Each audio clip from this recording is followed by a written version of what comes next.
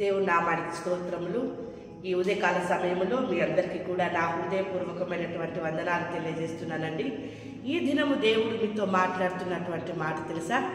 ఆయనే మనలను బాగు చేయను. మన దేవుడు మనలని బాగు చేస్తాడట.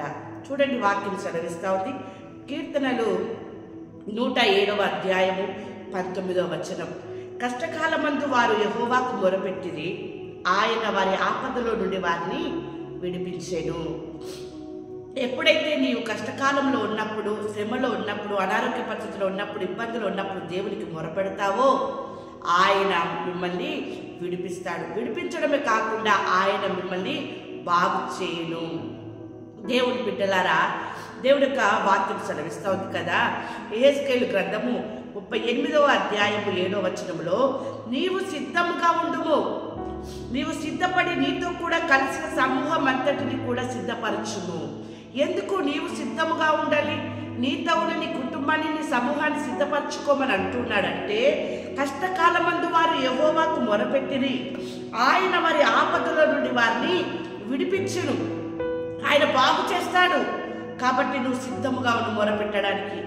నీవే కాదు, నీ కుటుంబం కూడా మొరపెట్టడానికి సిద్ధంగా ఉన్నప్పుడు మీకు, మీ కుటుంబానికి కావలసినవన్నీ కూడా ఆయన మీకు అనుగ్రహింపజేస్తాడు. దేవుని బిడ్డలారా, చూడండి, ఈ వాక్యం సెలవిస్తా ఉంది కదా. ఇక్కడ యెషయా గ్రంథము 38వ అధ్యాయము 16వ వచనములో, నీవు నన్ను బాగు చేయదువు, నన్ను జీవింపజేయదువు అనే నమ్మకము నీలో ఉంటే, ఏమండి, నీవు నన్ను బాగు చేయదువు, నన్ను జీవింపజేయదువు అనేటటువంటి నమ్మకము నీలో ఉండి నువ్వు దేవునికి మొరపెట్టినప్పుడు ఆయన నిన్ను బాగు చేస్తాడు. గుండె చెదిరిన వారిని ఆయన బాగు చేయవాడు, వారి గాయములు కూడా ఆయన కట్టువాడు కదా. దేవుని బిడ్డలారా, ఈరోజు నీవు చెదిరినటువంటి మనసు కలిగినటువంటి మనసులో ఉన్నావా? ఆందోళన మనసు కలిగి ఉన్నావా? ఆయన నిన్ను బాగు చేస్తాడంట. నీ గుండెకైన గాయాన్ని ఆయన కట్టుతానంటూ ఉన్నాడు. ఆ గాయాన్ని మాన్పిస్తాను, బాగు చేస్తాను, విడిపిస్తాను అంటూ ఉన్నాడు. దేవుని బిడ్డలారా, ఎంత చక్కని మాట ఆయన మాట్లాడుతూ ఉన్నాడు. చూడండి, వాక్యం సెలవిస్తుంది. మార్కు సువార్త 7వ అధ్యాయము 37వ వచనములో, ఈయన సమస్తమును బాగుగా చేసి ఉన్నాడు, చెవిటివారు విన్నట్లుగాను, మూగవారు మాట్లాడినట్లుగాను చేయుచున్నాడని చెప్పుకొని అపరిమితముగా ఆశ్చర్యపడింది. అంత గొప్పగా ఆశ్చర్యపడిపోయారట. అంతులేని ఆశ్చర్యం. చెవిటి వారు బాగవడం ఏంటి, మూగవారు మాట్లాడడం ఏంటి, చనిపోయిన వారు లేవడం ఏంటి, పక్షవాయు గల వారు బాగవడం ఏంటి, దయ్యం పట్టిన వారిని విడిపించడం ఏంటి అని అపరిమితముగా వారు ఆశ్చర్యపడి ఉన్నారట. అలాంటి ఆశ్చర్యమైన కార్యములు నీవు దేవునికి మొరపెట్టినప్పుడు, నీవు సిద్ధపడి నీ కుటుంబాన్ని సిద్ధపరచుకొని నీవు నీ కుటుంబం కలిసి మొరపెట్టినప్పుడు మీ జీవితంలో కూడా ఆశ్చర్యపోయేటటువంటి, అపరిమితముగా ఆశ్చర్యపోయేటటువంటి కార్యములు ఆయన చేయబోతూ ఉన్నాడు. చూడండి, ఆయన తన వాక్కును పంపి వారిని బాగు చేసెను. ఆయన వారు పడిన గుంటలో నుండి వారిని విడిపించెను.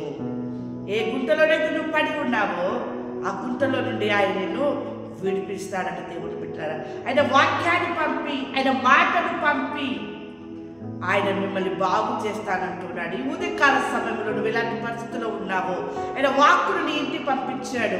ఆయన వాక్కును వింటున్నటువంటి మీరందరూ దేవుని యందు నమ్మకం కలిగి, విశ్వాసం కలిగి ఆయనకు మొరపెట్టితే మిమ్మల్ని అందరినీ దేవుడు విడిపించబోతూ ఉన్నాడు, మిమ్మల్ని బాగు చేయబోతూ ఉన్నాడు. కలవరముగా ఉన్న మిమ్మల్ని నెమ్మదివ్వబోతూ ఉన్నాడు. గుండె చెందిన స్థితిలో ఉన్న మీకు ఆయన సమాధానం, సంతోషం ఇవ్వబోతూ ఉన్నాడు. అపరిమితమైనటువంటి సహాయం చేత మిమ్మల్ని, మీ కుటుంబాన్ని ఆయన ఆశ్చర్యం చేయబోతూ ఉన్నాడు. దేవుడు, మీరు ఆశ్చర్యపోయే రీతిగా గొప్ప అద్భుత కార్యము దేవుడు మీ పట్ల చేయబోతున్నాడు. కనుక నీవు సిద్ధపడి నీ కుటుంబాన్ని నువ్వు సిద్ధపరచినట్లయితే ఆయన చేసేటటువంటి కార్యము గొప్పది. ఆయన చేసేటటువంటి కార్యము గొప్ప ఆశ్చర్యమైన కార్యము. దేవుడు బిడ్డలారా, ఆయన నిన్ను విడిపిస్తాడు, నిన్ను బాగు చేస్తాడు, ఆయన నీకు తోడుగా ఉంటాడు.